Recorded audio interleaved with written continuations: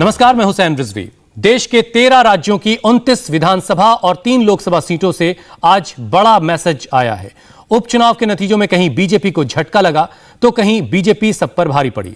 सबसे बड़ा उलटफेर हुआ हिमाचल में, जहां तीनों विधानसभा सीटों पर बीजेपी पीछे है। इसके अलावा मंडी लोकसभा सीट पर भी कांग्रेस को बढ़त हासिल है।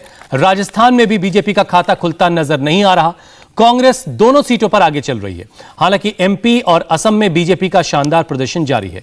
एमपी में खंडवा सीट पर बीजेपी आगे है तो विधानसभा के रुझानों में भी वो आगे दिख रही है।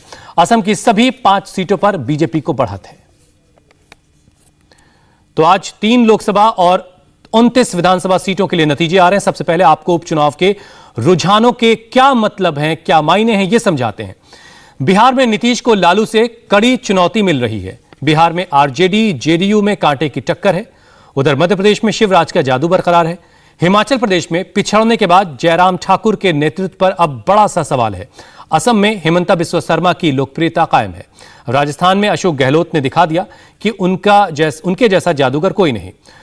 पश्चिम बंगाल में एक बार फिर साफ हो रहा है कि ममता बनर्जी की लहर अब भी बरकरार है। अब बात एक एक राज्य के तरीके से कर लेते हैं। पहले बात एमपी की, जहां खंडवा लोकसभा सीट पर बीजेपी लीड कर रही है। इसके अलावा मध्य प्रदेश की 3 विधानसभा सीटों में से 2 पर बीजेपी आगे है। जोबट सीट पर बीजेपी की सुलोचना रावत और पृथ्वीपुर से बीजेपी के शिशुपाल सिंह यादव आगे हैं, जबकि एमपी की रायगांव सीट से कांग्रेस की कल्पना वर्मा आगे चल रही हैं।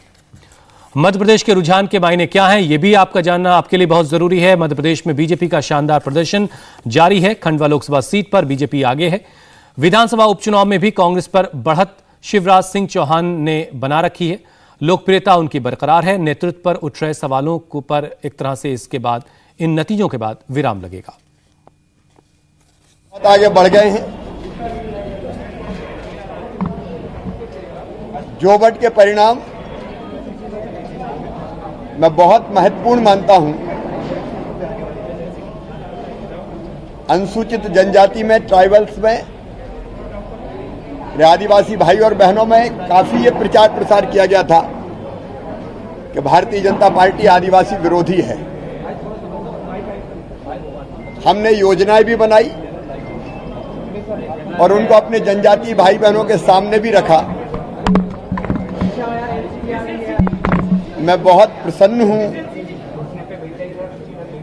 मेरे मन में संतोष है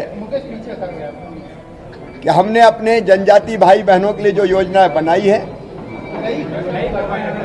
उनकी स्वीकार्यता का प्रमाण हमको परिणामों में मिल रहा है। प्रधानमंत्री श्रीमान नरेंद्र मोदी जी में जनता का विश्वास है।